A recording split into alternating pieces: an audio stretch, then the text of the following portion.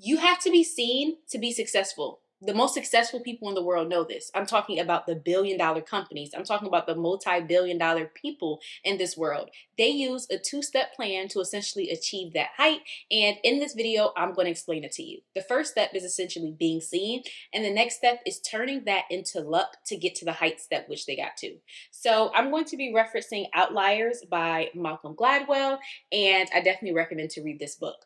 So the first example I'm going to give is of one of the biggest law firms in the world. They bring in over $1 billion every single year, and they are called Skadden Arps. So this law firm was started in the late 1940s by a group of Jewish lawyers. Now, the first person I'm going to talk about is a man named Alexander Bickel. Alexander Bickel was of Jewish descent, and by this point, he graduated Harvard and he was looking to work at a law firm. So he already had argued cases, in front of the Supreme Court, and he already had written what people will call to be brilliant books. So he kind of just felt like, okay, I've done all this stuff. Like, I have a reputation I built up. I should be able to work at a good law firm. He went to apply to a law firm, and they basically told him that he could not work there because he was of Jewish descent. This is going to be a very important thing to the entire story. Mind you, he already built up his reputation, but they essentially told him he could not practice the same law as them. During this time period, they did not allow Jewish people or people of Jewish descent to work on the same law cases as they did people from white American descent or possibly like Italian American descent. So it's crazy to think about, but back in the day, they didn't really do lawsuits. They didn't really do like takeovers, how nowadays it's like this company acquired this company. That actually was looked down upon. That was a thing of like, it wasn't good business. You're not a good businessman. So they gave those cases to the Jews. They basically said like, yeah, we don't want to deal with those kind of cases. That doesn't look good in our law firm. So they gave those cases to the Jews, and the other law firms worked on stuff that now we probably see to be a little bit boring, but like making sure that companies work well, making sure that companies didn't run into any problems, or if they needed any paperwork signed, they would call their lawyer, like those kind of things. And that was approximately 90 to 95% of the cases, while 10 to 5% they gave to the Jews. But instead of deciding that they weren't going to do law anymore because they weren't able to do law the same way as their counterparts, they kept on still doing those cases, the litigation cases, the lawsuit cases. And it ended up turning out well for them. In the 1970s, the law essentially changed, law firms changed because companies started to do takeovers. Companies started to sue each other. Companies started to really just go at it. And it changed the entire landscape because this was something that I said most of the law firms never worked on. They never did those cases. So of course they knew how to kind of do them because they were lawyers, but they didn't have the 30, 40, 50 years that a lot of these Jewish law firms had. And so bringing back Alexander Bickel, since he was not allowed to work in kind of like the white American law firms, he went to a Jewish law firm. Him and a group of other individuals started it. And when the 1970s grew around, their business boomed because they had been working on all these cases for so long. Two steps. First, being seen. They worked on those cases, but also more than just being a lawyer. Like I said, he was coming out with books. He was, working on other cases. He still was doing things, making himself seen, making himself known in the law firm world, making it known, hey, as Jewish lawyers, these are the kind of cases that we work on. Two, he got lucky. They got lucky that in the 1970s there was a change. And so they were able to build their company tremendously because the amount of money that these large companies were putting into these lawsuits were a lot bigger than the boring stuff that the other companies did. So even though at the time they were a smaller group, they grew immensely and very largely, and they were able to compound that growth and get even bigger and bigger and bigger, and honestly knock off some of these other companies for the simple fact that they already knew how to do it. And that was their luck. And so I want you to think about that because I know some people are going to be like, well, I don't really understand how that correlates to me. First and foremost, with anything that you want to do, you have to be seen. The reason why you're not successful is because people do not know you for that thing. So when people are thinking of that thing, when that thing comes to their mind, they do not think of you. And we often hear quotes such as, oh, people only buy from certain people because they're known or they're popular or they're They're seen. That's basically what you're saying without saying it. Yes. You are more likely to get customers. You are more likely to grow. You are more likely to be successful if you are seen. You have to stop being that person that wants to start a secret business or grow on social media secretly.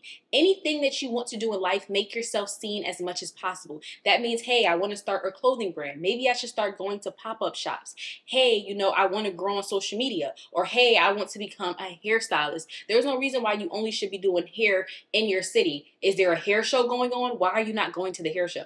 Oh, well, I don't need to. I don't really. No, you need to be seen. You need to make your face known. You need to start going outside, especially while we're young. I always tell people who are young, I mean, if any age really, but like, especially while you're young, go outside and make yourself seen. You will be surprised how many people make great connections at a restaurant, how many people make great connections just being outside. If I was a eyebrow technician, I will always make sure my eyebrows are great. And then I will go outside. You know why? Because people eventually are going to be like, oh my gosh, your eyebrows look good. If I create clothes, I'm making sure every time I go outside, I'm seen as being a fashion designer. So when people see me and be like, oh my gosh, where you get that belt from? Oh my gosh, where you get that shirt from? Oh, I made this. Oh, here's my card. You don't realize the reason why people don't know who you are, the reason why you can be the greatest singer, the greatest dancer, the greatest whatever you do, you can create the greatest product. If people do not see it, if people do not know it, then it's not going to become successful. And so that's one of the key aspects I had to understand about my life. Like the reason why it was so hard for me to do things was because I wanted to do it secretly. And it doesn't mean that you have to tell everybody your business, but it means you have to make yourself known in places and spaces that are important to you. Because we do try to make ourselves seen a lot of times, but we do it with the wrong things, in my opinion. We try to make ourselves seen with clothes. We try to make ourselves seen on social media. No, you need to make your life seen, the things you do seen to the individuals that are going to have the greatest jump, that are going to have you create greater value, that's really going to tip the meter and tip the metric to make you be able to do the second step, which is the luck aspect.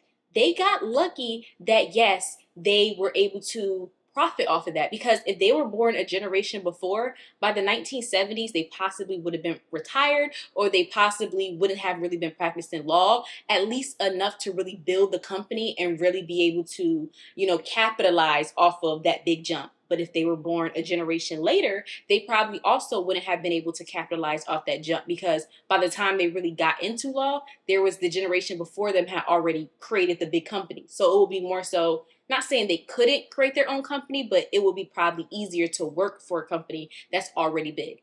They got lucky. The thing is, we need to realize luck is all around us. We just have to make ourselves seen.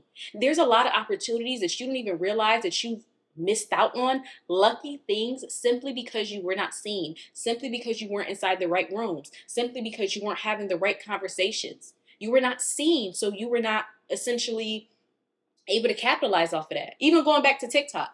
TikTok boomed in 2020. If people would have posted, I'm not even saying posted becoming a content creator. If some of y'all would have even posted y'all businesses on there, they could have boomed. Because essentially everything was going up.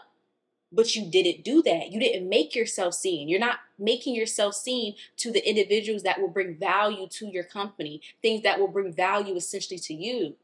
And so there is a two aspect of it. I think if anything in life, a lot of times too, even think Rihanna. A big reason why Rihanna was able to create Fenty, the brand, as far as selling clothes and selling makeup, is because she was already seen. She already created her value in the music space and becoming famous. If a regular girl from Barbados was just like, hey, I'm creating Fenty and I want to make, skincare and I want to make this and that, all this other stuff, nobody would care. Why? Because that girl wasn't seen enough. And that's another reason why people need to understand the possibilities and the opportunities of being seen also let you go into different fields. We see it all the time. Selena Gomez has a skincare brand. The reason why these celebrities and these high figure people are able to do this, and people do it in every space. It's not just celebrities. They're just easier to reference. But like, you would be surprised how many companies own other companies. You would be surprised how many businesses that you don't even think are correlated own other businesses. Why? Because they make themselves seen. So when that business was being sold, when that business was being able to be bought, they were lucky because they already were seen in one space that they can capitalize off of it in a different space. So I say all that to say the reason why you are not successful is because you're not seen. The reason why you feel like you're not lucky in life is because you're not seen. You first need to figure out, what direction do you want your life to go in? What do you want to be known for? What do you want to be doing? And then go commando and attack that entire space. You need to take over everything. Like, make yourself seen, post the content, create whatever you need to do for yourself. I know I keep saying content because it's specific to me, but like, even here, he was doing other court cases. He was making himself known, Alexander Bickle, inside of different areas when it came to law. That's what you need to do. Think of yourself as being him. Think of yourself as being the person that people are not allowing inside the doors, who are not allowing to eat at the table. Make your own table. But in order to make your own table, you have to stop complaining. You have to stop saying what you can't do. You have to stop saying what people won't allow you to do, and create these things for yourself that people no longer can deny you. No matter how much they may try, they can't, because you just made yourself so valuable. You made yourself so great. I'm sure it's companies that did not want to work with them simply because they were Jewish.